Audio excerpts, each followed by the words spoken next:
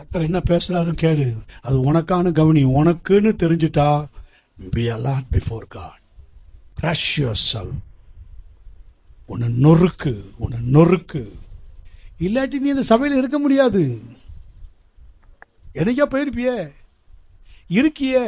அப்ப ஏதோ ஒரு நோக்கத்தோடு தானே கர்த்தர் உன்னை சபையில் வைக்கிறாரு.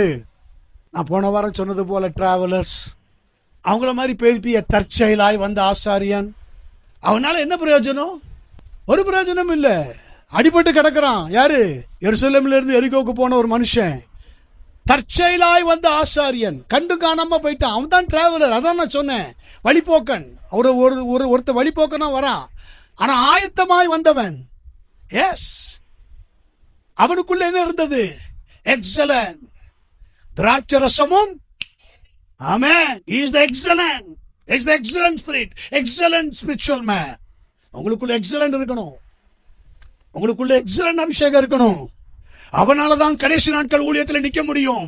என் டைம் மினிஸ்ட்ரி சாதாரண நீ நினைச்சியோ ஏமாந்து போயிருவ. என் டைம் மினிஸ்ட்ரி நம்பி இருக்கிறது இந்த எக்ஸலன்ட் ஸ்பிரிட் மேனை நம்பிதான், விசேஷித்த ஆவி உள்ளவர்களை நம்பிதான். பிசாசு உடைக்கிற, கட்டை உடைக்கிற, சூனியத்தை உடைக்கிற. I never know you.